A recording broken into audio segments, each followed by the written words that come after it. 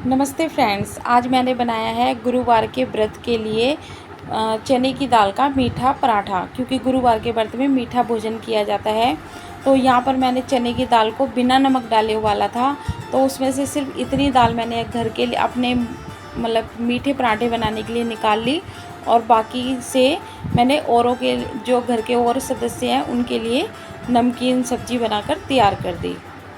तो यहाँ पर मैं नॉनस्टिक तवे का यूज कर रही हूँ। तो उससे होता क्या है कि कम घी में ही आपकी जो स्टफिंग है पराठे की वो बनकर रेडी हो जाएगी। तो मैंने सिर्फ 1 चम्मच देसी घी डाला है, और ये जो चने की दाल है वो अच्छे से कुक है। क्योंकि चने की दाल अगर खड़ी खड़ी होगी ना तो वो थोड़ी पराठे बनाने में थोड़ा दिक्कत कर सकती है। तो चने की दाल एकदम कुक हुई हुई हो, तो उसे कुक करने से पहले आप उसे भिगो दीजिएगा और फिर 2-3 सीटी लगा लीजिएगा। और फिर मैंने यहाँ पर इसमें डाला था गुड़, और अब डाली है मैंने इलायची पाउडर। साथ ही साथ यहाँ पर मैंने इसमें डाला है सौंफ। तो जब भी आप बेसन की कोई भी रेसिपी बनाते हैं ना, तो उसमें अगर आप सौंफ का उपयोग करते हो तो वो आपको डाइजेस्ट होने में बहुत ही फ़ायदा करता है।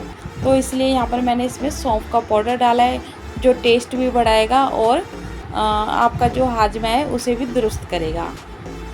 अब जैसे मैंने चने की दाल ली थी, तो गुड़ हमें या तो उतनी ही मात्रा में लेना चाहिए या हल्का सा ज़्यादा। अब मैंने जो गुड़ है थोड़ा कम लिया था, तो मैं बाकी इसको बैलेंस करने के लिए मैंने इसमें खांड डाली है देसी। तो जो खांड होती है ना, वो चीनी के मुकाबले काफ़ी हेल्दी होती है। तो अगर आप, और इसका बनाने का ये फ़ायदा होता है कि आप अपने मीठा जो है अपने टेस्ट के अकॉर्डिंग रख सकते हैं। तो अगर आपको बिल्कुल हल्का मीठा चाहिए तो आप उतना ही गुड़ डालें, और अगर बिल्कुल परफेक्ट मीठा चाहिए तो आप इस तरह से या तो और गुड़ डालें या फिर चीनी भी डाल सकते हैं या देसी खांड भी। तो ये हेल्दी भी बने और टेस्टी भी बने, इसलिए मैंने यहाँ पर गुड़ और देसी खांड का उपयोग किया है। तो इसी तरह से हम इसको अच्छे से मिक्स कर लेंगे, और ये हमारा एक बढ़िया सी स्टफिंग है जो बनकर रेडी हो जाएगी। और इसे हम फिर ठंडा होने के लिए रख देंगे। अगर आपको लगता है कि चने की दाल थोड़ी ज़्यादा खड़ी खड़ी है तो आप किसी मैसर से भी इसे कर सकते हैं, बट मेरी जो चने की दाल है बिल्कुल अच्छे से पक चुकी थी। अब यहाँ पर मैंने आटा ले लिया है और साथ ही में थोड़ा सा बेसन ले लिया है। क्योंकि हम खाली बेसन के पराठे बनाएंगे ना तो वो ज़्यादा ही खस्ता से हो जाएंगे या फिर अच्छे ना भी बने शायद। तो इसलिए मैंने आटा और थोड़ा बेसन मिक्स करा है। और जब भी आप इसके पराठे बनाएं ना, तो आप चाहे तो इसे दूध से भी गूंद सकते हैं या फिर थोड़ा सा देसी घी इसमें ऐड कर सकते हैं। तो यहाँ पर मैंने थोड़ा सा ही 2-3 पराठों के लिए आटा गूंद लिया है, और अच्छे से इसको रेस्ट करने दीजिएगा। और थोड़ा आटा मैंने सिंपल गूंद लिया था। तो अब मैं यहाँ पर इस स्टफिंग को भरकर जो है मीठा पराठा बनाकर रेडी कर रही हूँ। तो जो स्टफिंग है ये ठंडी हो चुकी है बिल्कुल, और इस तरह से एक लोई ले लीजिए और उसमें ये फैलाकर इसके अंदर ये चने की दाल की मीठी स्टफिंग भर दीजिए।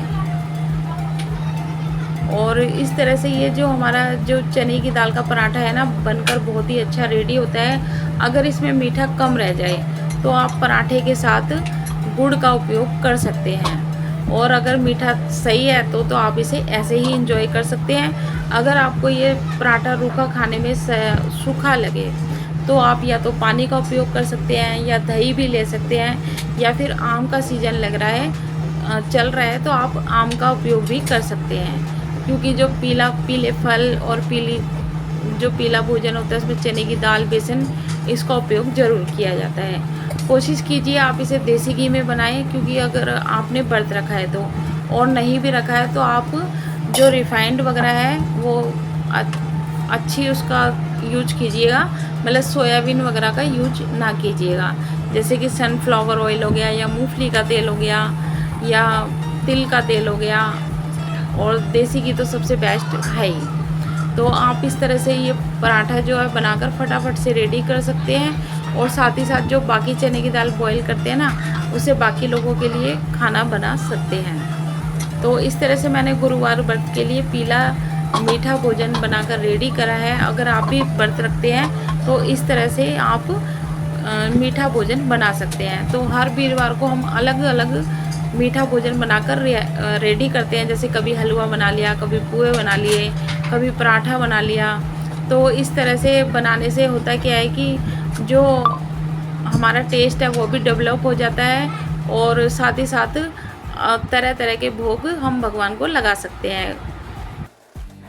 अगर आपको मेरी ये वीडियो पसंद आई हो तो मेरी वीडियो को लाइक कीजिएगा, शेयर कीजिएगा एंड मेरे चैनल को सब्सक्राइब कीजिएगा। Thanks for watching.